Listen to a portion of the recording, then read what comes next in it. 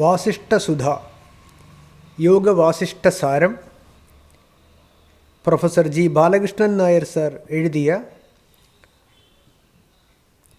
വാസിഷ്ഠസുധ audio book നമുക്ക് തുടർന്ന് കേൾക്കാം. നിർവാണ പ്രകരണം 9-ാം സർഗം ശിഖിധ്വജോപാഖ്യാനം 369-ാം പേജ്, ശ്ലോകം നമ്പർ 308.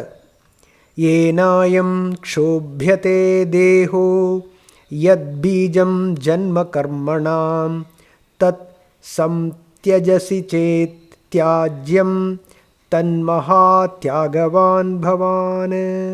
അയം ദേഹഃ, മാംസ അസ്ഥിമയമായ ഈ ദേഹം, യേന ക്ഷോഭ്യത്തെ, അജ്ഞാനരൂപമായ ഏതൊരു ചിത്തത്താൽ ചലിക്കപ്പെടുന്നുവോ, ജന്മകർമ്മണാം യത് ബീജം, ജനനത്തിനും കർമ്മത്തിനും വിത്ത് ആയത് ഏതാണോ, ത്യാജ്യം തത്, ഉപേക്ഷിക്കപ്പെടേണ്ട ആ ചിത്തത്തെ, ത്യജസി ചെയ്ത് അങ്ങ് ത്യജിക്കുമെങ്കിൽ, തത് ഭവാൻ മഹാത്യാഗവാൻ, അതോടെ മഹാത്യാഗവാനായി ഭവിക്കും. മാംസാസ്ഥിമയമായ ഈ ദേഹം അജ്ഞാനരൂപമായ ഏതൊരു ചിത്തത്താൽ ചലിക്കപ്പെടുന്നുവോ, ജന്മത്തിനും കർമ്മത്തിനും വിത്തായത് ഏതാണോ, ഉപേക്ഷിക്കപ്പെടേണ്ട ആ ചിത്തത്തെ അങ്ങ് ത്യജിക്കുമെങ്കിൽ അതോടെ മഹാത്യാഗവാനായി ഭവിക്കും. തൻ മഹാത്യാഗവാൻ ഭവാൻ. പുറമേ എന്ത് ത്യജിച്ചാലും ത്യാഗമാവുകയില്ല. പിന്നെ എന്താണ് ത്യാഗം? അജ്ഞാനരൂപമായ ചിത്തത്തെ ത്യജിക്കണം, അതാണ് ത്യാഗം. മുൻപിൻ വിചാരം കൂടാതെ ജഡനാമരൂപങ്ങളെ സത്യമെന്ന് ഭാവന ചെയ്ത് ഉറപ്പിക്കുന്നതാണ് അജ്ഞാനം അഥവാ വാസന. വാസനയുടെ പ്രകടരൂപമാണ് രാഗദ്വേഷമയമായ ചിത്തം. വാസന അഥവാ അജ്ഞാനം രാഗദ്വേഷങ്ങളായി രൂപം കൊള്ളുന്നതോടെ ഇഷ്ടമുള്ളത് നേടാനും അനിഷ്ടമായത് ഒഴിവാക്കാനും കർമ്മചലനങ്ങൾ ആരംഭിക്കുന്നു. ഇങ്ങനെയാണ് ചിത്തം ദേഹത്തെ ക്ഷോഭിപ്പിക്കുന്നത്. ജീവിതാന്ത്യത്തിലും രാഗദ്വേഷവാസനകൾ അവസാനിക്കുന്നില്ലെങ്കിൽ പഴയ ദേഹം ഉപേക്ഷിച്ചിട്ട് കർമ്മചലനത്തിനായി പുതിയ ദേഹം സ്വീകരിക്കേണ്ടി വരും. ഇതാണ് ജനനം, വീണ്ടും കർമ്മം. ഇങ്ങനെ ചിത്തം, കർമ്മം, ജനനം എന്ന ചക്രം സദാ കറങ്ങിക്കൊണ്ടേയിരിക്കും. ഈ കറക്കം അവസാനിപ്പിക്കാനുള്ള ചിന്താമണിയാണ് സർവത്യാഗം. ചിത്തം ക്ഷയിക്കുന്നതാണ് സർവത്യാഗം. അജ്ഞാനരൂപമായ വാസന ക്ഷയിച്ചാലേ ചിത്തം ക്ഷയിക്കൂ. സർവം ബ്രഹ്മമയം എന്ന സത്യം ശാസ്ത്രീയമായി ഉറപ്പുവരുത്തുക മാത്രമാണ് ഇതിനുള്ള ഉപായം. അജ്ഞാനരൂപമായ വാസന ക്ഷയിച്ചാലേ ചിത്തം ക്ഷയിക്കൂ. സർവം ബ്രഹ്മമയം എന്ന സത്യം ശാസ്ത്രീയമായി ഉറപ്പുവരുത്തുക മാത്രമാണ് ഇതിനുള്ള ഉപായം. ഈ ശാസ്ത്രീയമായ സത്യബോധം ബുദ്ധിക്ക് ഉറപ്പുവരുത്താൻ കൊട്ടാരമോ കുടിലോ നാടോ കാടോ ഒന്നും തടസ്സമല്ല, അനുകൂലവുമല്ല. ബാഹ്യമായ ത്യജിക്കലോ ത്യജിക്കാതിരിക്കലോ അതിന് തടസ്സമല്ല. ബാഹ്യമായ ത്യജിക്കലോ ത്യജിക്കാതിരിക്കലോ അതിന് തടസ്സമല്ല. ഈ ശാസ്ത്രീയമായ സത്യബോധം ബുദ്ധിക്ക് ഉറപ്പുവരുത്താൻ കൊട്ടാരമോ കുടിലോ നാടോ കാടോ ഒന്നും തടസ്സമല്ല, അനുകൂലവുമല്ല. ബാഹ്യമായ ത്യജിക്കലോ ത്യജിക്കാതിരിക്കലോ അതിന് തടസ്സമല്ല, അനുകൂലവുമല്ല. കർമ്മരംഗത്ത് എവിടെ എങ്ങനെ വർത്തിച്ചാലും ശാസ്ത്രീയമായ സത്യവിചാരം കൊണ്ട് രാഗദ്വേഷവാസന ക്ഷയിച്ച് ചിത്തം ഉപശമിക്കുമെങ്കിൽ സർവത്യാഗവും ബ്രഹ്മപ്രാപ്തിയും അനായാസം ആർക്കും കൈവരിക്കാം. അദ്വൈതബോധം ഉറപ്പുവരുന്നതാണ് സർവത്യാഗം. വസ്തു ഒന്നേ ഉള്ളുവെങ്കിൽ ആര് ത്യജിക്കാൻ? ആരെ ത്യജിക്കാൻ? ചൂടാല കൊട്ടാരത്തിലിരുന്നു കൊണ്ട് അത് സാധിച്ചു. ശിഖിധ്വജൻ തപോവനത്തിൽ എത്തിയിട്ടും അത് സാധിച്ചില്ല. ശിഖിധ്വജൻ ചോദിച്ചു, ബ്രഹ്മൻ, ഈ ദേഹത്തെ ചലിപ്പിക്കുന്നതെന്താണ്? ജന്മത്തിനും കർമ്മത്തിനും എന്താണ് വിത്ത്? എന്തിനെ ത്യജിച്ചാൽ സർവത്യാഗം കൈവരും? കുംഭൻ പറഞ്ഞു, രാജാവേ, ഈ ജഗത്തിൽ എല്ലാമായി കാണപ്പെടുന്നതും ജീവനെന്ന പേരിൽ അറിയപ്പെടുന്നതും ജഡമെന്നോ അജഡമെന്നോ വേർതിരിക്കാൻ വയ്യാത്തതും ഭ്രമാത്മകവുമായ ചിത്തമാണ് എല്ലാം എല്ലാം. ചിത്തമാണ് ജഗജ്ജാലം, ചിത്തമാണ് ബന്ധം. അതിനെ ത്യജിച്ചാൽ അതോടെ സർവത്യാഗം വന്നു ചേരും. ജന്മങ്ങൾക്കും കർമ്മങ്ങൾക്കുമെല്ലാം വിത്ത് ചിത്തം തന്നെ. കാറ്റുകൊണ്ട് വൃക്ഷം ചലിക്കുന്നത് പോലെ ചിത്തം നിമിത്തം ദേഹം സദാ ചലിച്ചുകൊണ്ടിരിക്കുന്നു. 309 ശ്ലോകം. ചിത്തത്യാഗം വിദുഃ സർവത്യാഗം ത്യാഗവിദോ ജനാഃ ചിത്തത്യക്തേ ചിത്തേ ത്യക്തേ ലയം യാതി ദ്വൈതമൈക്യം ച സർവതഃ. ത്യാഗം എന്തെന്നറിയുന്നവർ ചിത്തത്യാഗമാണ് സർവത്യാഗമെന്ന് വെളിപ്പെടുത്തിയിട്ടുണ്ട്. ചിത്തം ത്യജിക്കപ്പെടുന്നതോടുകൂടി ദ്വൈതം അസ്തമിക്കുന്നു. സർവത്ര വസ്തു ഒന്നേ ഒന്നു, സർവത്ര വസ്തു ഒന്നാണെന്ന ഐക്യ അനുഭവം വന്നുചേരുകയും ചെയ്യുന്നു. രാജാവേ, ചിത്തത്യാഗരൂപമായ സർവത്യാഗം സാധ്യമായാൽ ശാന്തവും ഏകവും ശുദ്ധവും അനാമയവുമായ പരമകാരണ സത്യം അവശേഷിക്കുന്നു. ഇതാണ് പരമാനന്ദരൂപമായ സർവത്യാഗം. മറ്റൊക്കെ ദാരുണമായ ദുഃഖമുളവാക്കും. ഇത് വേണ്ട പോലെ മനസ്സിലാക്കി പിന്നെ അങ്ങയുടെ ഇഷ്ടം പോലെ ആചരിക്കൂ. സർവത്യാഗം നടപ്പാക്കി സ്വസ്ഥനും ആകാശതുല്യനും ശാന്തനുമായി ഭവിച്ചിട്ട് പിന്നെ അങ്ങെന്തായി നിൽക്കുമോ അതായി നിൽക്കൂ. ശിഖിധ്വജൻ പറഞ്ഞു, ഭഗവൻ, ചിത്തത്തിൻ്റെ സ്വരൂപം എനിക്കൊന്നുകൂടി വിശദമാക്കി തരൂ. എന്നിട്ട് ചിത്തപരിത്യാഗം എങ്ങനെ സാധിക്കാമെന്ന കാര്യവും പറഞ്ഞു തരൂ. കുംഭൻ പറഞ്ഞു, രാജാവേ, എപ്പോഴും വാസനയാണ് ചിത്തത്തിൻ്റെ സ്വരൂപം. മുൻപിൻ വിചാരം കൂടാതെ നാമരൂപങ്ങളെ സത്യമെന്ന് കരുതുന്നതാണ് വാസന.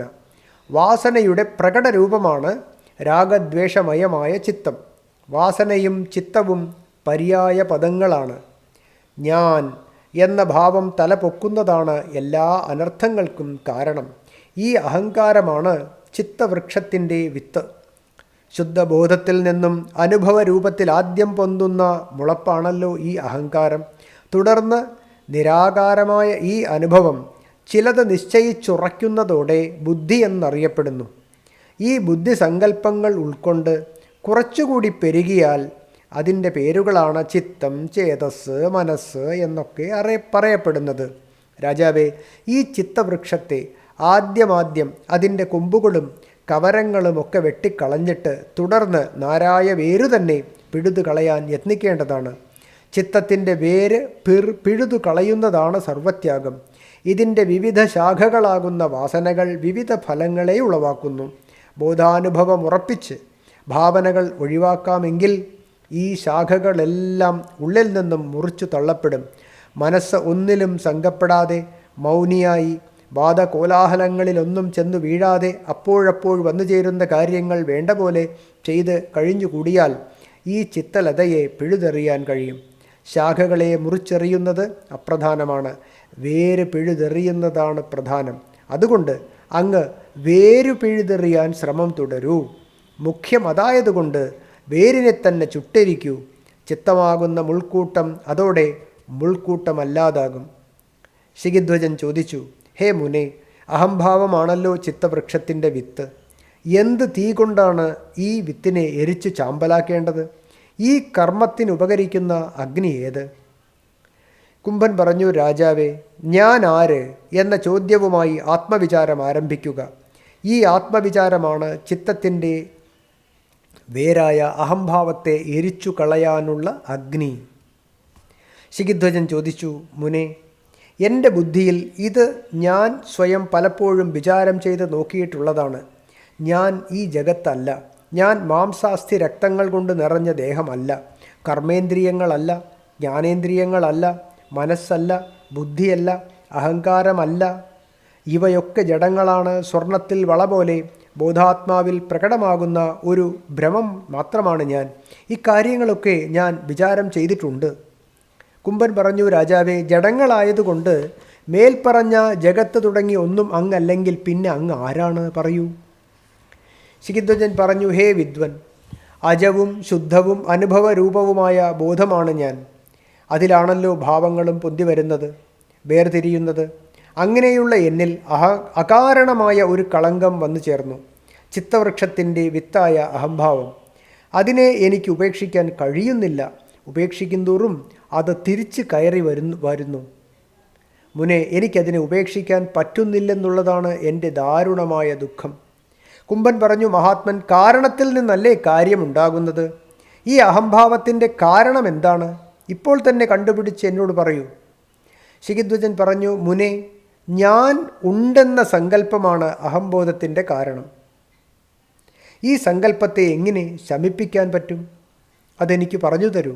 ബോധം സങ്കല്പോന്മുഖമായതാണ് ഞാൻ എന്ന ദുഃഖത്തിന് ഹേതു. ദുഃഖം തീരാനായി സങ്കല്പത്തെ എങ്ങനെ ശമിപ്പിക്കാം എന്ന് കാട്ടിത്തരൂ. കുംഭൻ പറഞ്ഞു, ഞാൻ എന്ന സങ്കല്പത്തിന് എന്താണ് കാരണം? അതെന്നോട് പറയൂ. അത് കേട്ടിട്ട് കാരണത്തിൻ്റെ കാരണമില്ലായ്മയുടെ രഹസ്യം ഞാൻ വെളിപ്പെടുത്തി തരാം. ശിഖിധ്വജൻ പറഞ്ഞു, സങ്കല്പം കാറ്റിലെ സ്പന്ദനം പോലെ ദേഹാദി പല രൂപത്തിലും ഭ്രമരൂപേണ പ്രത്യക്ഷപ്പെടുന്നു. ഈ ഭ്രമദൃശ്യങ്ങൾ ഇല്ലാത്തവയാണെന്ന് എത്ര ശ്രമിച്ചിട്ടും എനിക്ക് അനുഭവിക്കാൻ കഴിയുന്നില്ല. അതുകൊണ്ടാണ് അഹംഭാവം എന്നിൽ നിന്നും വിട്ടുമാറാത്തത്. കുംഭൻ പറഞ്ഞു, ദേഹാദി പദാർത്ഥങ്ങൾ ഉള്ളവയാണെങ്കിലല്ലേ അങ്ങേക്ക് ഉള്ളവയാകൂ? വാസ്തവത്തിൽ അവ ഉള്ളവയല്ലല്ലോ. അപ്പോൾ അവയുണ്ടെന്നുള്ള അങ്ങയുടെ അനുഭവത്തിന് കാരണമെന്ത്? ശിഖിധ്വജൻ പറഞ്ഞു, കയ്യും കാലുമൊക്കെ ഉള്ളതും കർമ്മം ചെയ്ത് ഫലങ്ങൾ അനുഭവിക്കുന്നതുമായ ഈ ദേഹം എപ്പോഴും ഉള്ളതായി അനുഭവപ്പെടുന്ന സ്ഥിതിക്ക് മുനെ ഇല്ലെന്നെങ്ങനെ കരുതാൻ പറ്റും? കുംഭൻ പറഞ്ഞു, അല്ലയോ ഭൂമിപാല, ഏതു കാര്യത്തിനാണോ കാരണമില്ലാത്തത് ആ കാര്യം ഇല്ലാത്തതാണെന്നറിയൂ. അതുകൊണ്ട് അതുണ്ടെന്ന് തോന്നുന്നത് വെറും ഭ്രമം. അതുകൊണ്ട് ദേഹാദി കാണപ്പെടുന്നതൊക്കെ ഇല്ലാതിരിക്കെ ഭ്രമം കൊണ്ട് ഉണ്ടെന്ന് തോന്നുകയാണെന്നറിയൂ. കാരണമില്ലാത്ത ഏതു കാഴ്ചയും കയറിലെ സർപ്പം പോലെ മിഥ്യയാണ്. ഒരിക്കൽ കൂടി വായിക്കാം. കുംഭൻ പറഞ്ഞു, അല്ലയോ ഭൂമിപാല, ഏതു കാര്യത്തിനാണോ കാരണമില്ലാത്തത് ആ കാര്യം ഇല്ലാത്തതാണെന്നറിയൂ. അതുണ്ടെന്ന് തോന്നുന്നത് വെറും ഭ്രമം. അതുകൊണ്ട് ദേഹാദി കാണപ്പെടുന്നതൊക്കെ ഇല്ലാതിരിക്കെ ഭ്രമം കൊണ്ടുണ്ടെന്ന് തോന്നുന്നവയാണെന്നറിയൂ. കാരണമില്ലാത്ത ഏതു കാഴ്ചയും കയറിലെ സർപ്പം പോലെ മിഥ്യയാണ്. ശിഖിധ്വജൻ ചോദിച്ചു, ആദ്യമുണ്ടായ ബ്രഹ്മാവാണല്ലോ ഈ ജഗത്തിനെ സൃഷ്ടിച്ചത്. അപ്പോൾ ബ്രഹ്മാവാണ് ജഗത്തിനു കാരണം. അങ്ങനെയാണെങ്കിൽ കാരണം ഇല്ലെന്ന് എങ്ങനെ പറയാൻ കഴിയും? കുംഭൻ പറഞ്ഞു, രാജാവേ, സൃഷ്ടിക്ക് മുമ്പ് അജവും ശാന്തവും അഖണ്ഡബോധ സ്വരൂപവുമായ ബ്രഹ്മം മാത്രമേ ഉണ്ടായിരുന്നുള്ളൂ. മറ്റൊരു സൃഷ്ടിയും ഉണ്ടായിരുന്നില്ല. അതുകൊണ്ട് ബ്രഹ്മാവിന് കാരണമില്ല. ശിഖിധ്വജൻ ചോദിച്ചു, ഹേ മുനെ, പരമകാരണമായ ബ്രഹ്മം തന്നെയാണ് ബ്രഹ്മാവിന് കാരണമെന്ന് പറഞ്ഞുകൂടെ? അപ്പോൾ ബ്രഹ്മാവിന് കാരണമില്ലെന്ന് പറയുന്നത് എനിക്ക് മനസ്സിലാകുന്നില്ല. ഒരിക്കൽ കൂടി വായിക്കാം. കുംഭൻ പറഞ്ഞു, രാജാവേ, സൃഷ്ടിക്ക് മുമ്പ് അജവും ശാന്തവും അഖണ്ഡബോധ സ്വരൂപവുമായ ബ്രഹ്മം മാത്രമേ ഉണ്ടായിരുന്നുള്ളൂ. മറ്റൊരു സൃഷ്ടിയും ഉണ്ടായിരുന്നില്ല. അതുകൊണ്ട് ബ്രഹ്മാവിന് കാരണമില്ല. ശിഖിധ്വജൻ ചോദിച്ചു, ഹേ മുനെ, പരമകാരണമായ ബ്രഹ്മം തന്നെയാണ് ബ്രഹ്മാവിന് കാരണമെന്ന് പറഞ്ഞുകൂടെ? അപ്പോൾ ബ്രഹ്മാവിന് കാരണമില്ലെന്ന് പറയുന്നത് എനിക്ക് മനസ്സിലാകുന്നില്ല. കുംഭൻ പറഞ്ഞു, ആദ്യ സത്ത അനന്തവും അജവും അവ്യക്തവുമാണ്. ഊഹിക്കാൻ വയ്യാത്തതും മാറി നിന്നറിയാൻ കഴിയാത്തതും നാശമില്ലാത്തതും ശാന്തവും ഒരിക്കലും സ്വരൂപച്യുതി സംഭവിക്കാത്തതുമാണ്. രണ്ടില്ലാത്തത്, ആദ്യന്തരഹിതം, മംഗളരൂപം, ശാന്തം, ഒരഴിവുമില്ലാത്തത്. അങ്ങനെയുള്ള ആദ്യ സത്ത എന്തിന്, എപ്പോൾ, എന്തു കാരണത്താൽ കർത്തൃഭോക്തൃഭാവം കൈക്കൊള്ളണം? എന്തെങ്കിലും വികാരം വന്നാൽ അത് ആദ്യസത്ത അല്ലാതാകും. അതുകൊണ്ട് വാസ്തവത്തിൽ ഒന്നുമുണ്ടായിട്ടില്ല. ഈ ജഗത്ത് യാഥാർത്ഥത്തിൽ നിലവില്ല. ബോധത്തിൽ ബ്രഹ്മാവുണ്ടെന്ന് തോന്നുന്നെങ്കിൽ അത് ബോധം തന്നെയാണ്. ആദ്യസത്ത ഏകമായതുകൊണ്ട് അതിൽ മറ്റൊന്നുണ്ടാവുക വയ്യ. ചിന്മാത്രത്തിൽ നിന്നും ഉണ്ടെന്ന് തോന്നുന്ന സൃഷ്ടി ചിത്തു തന്നെയാണ്. 310 ന കർത്താസ്മി ന ഭോക്താസ്മി സർവം ശാന്തമജം ശിവം ഇതി നിശ്ചയവാൻ അന്തരജ്ഞാനം തനുതാം നയ.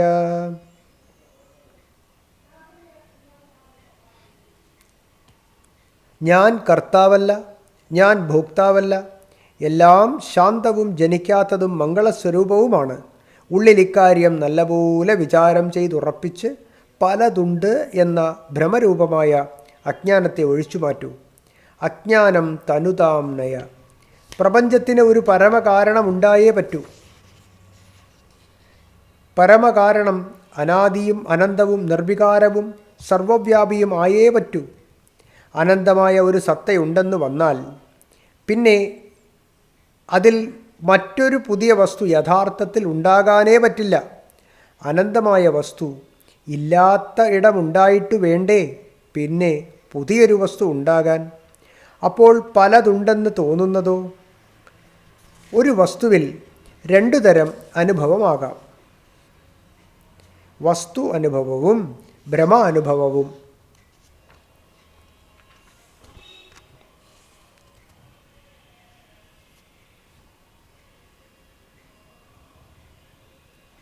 മരുഭൂമിയിൽ കാനൽ ജലത്തിൻ്റെ അനുഭവം പോലെ വസ്തു അനുഭവവും ഭ്രമാനുഭവവും. മരുഭൂമിയെ മരുഭൂമിയായി അറിയുന്നത് വസ്തു അനുഭവം, കാനൽ ജലമായി അറിയുന്നത് ഭ്രമാനുഭവം. പരമകാരണമായ ശുദ്ധബോധത്തിലെ ഭ്രമാനുഭവമാണ് ജഗത്ത്. ബോധത്തെ ബോധമായി അറിയുന്നത് വസ്തു അനുഭവം, ബോധത്തെ ജഗത്തായി അറിയുന്നത് ഭ്രമാനുഭവം. ബോധം പരമകാരണമാണ്, അതിൽ പുതുതായി ഒന്നും ഉണ്ടാവുക വയ്യ. അതുകൊണ്ടാണ് ബോധത്തിലെ വിവർത്ത ഭ്രമമാണ് ജഗത്തെന്ന് വേദാന്തം സിദ്ധാന്തിക്കുന്നത്. കാരണത്തിന് ഒരു മാറ്റവും സംഭവിക്കാതെ അതിൽ വെറുതെ ഉണ്ടെന്ന് തോന്നുന്ന കാര്യരൂപമാണ് വിവർത്തം. മരുഭൂമിയിൽ കാനൽ ജലം തോന്നും പോലെ അന്തിമ വിശകലനത്തിൽ ഭ്രമവും വസ്തു തന്നെയാണ്. മരുഭൂമിയിലെ കാനൽ ജലം യഥാർത്ഥത്തിൽ മരുഭൂമി തന്നെയാണ്. വസ്തുവിനെ അറിയാതെ ഭ്രമത്തെ സത്യമെന്ന് കരുതുന്നതാണ് അജ്ഞാനം. ഭ്രമത്തെയും വസ്തുവായി ഉറപ്പുവരുന്നതാണ് ജ്ഞാനം. ശിഖിധ്വജൻ അഹങ്കാരം മുതലുള്ള ഭ്രമങ്ങളെ ഉള്ളതെന്നു കരുതിയതുകൊണ്ടാണ് അവയെ ഒഴിച്ചുമാറ്റാൻ കഴിയുന്നില്ലല്ലോ എന്ന ദുഃഖമുണ്ടായത്. ഭ്രമത്തെ വസ്തുവായി അറിയുന്നതാണ് ഭ്രമത്തെ ഒഴിച്ചുമാറ്റൽ. അഹങ്കാരം മുതലുള്ള ഭ്രമത്തെ വിചാരം ചെയ്ത് ബ്രഹ്മമായി അറിയുന്നതാണ് അവയെ ഒഴിച്ചുമാറ്റൽ. അക്കാര്യമാണ് കുംഭൻ ശിഖിധ്വജനോട് നിർദ്ദേശിക്കുന്നത്. കുംഭൻ തുടർന്നു. Audio book തുടരുന്നതാണ്.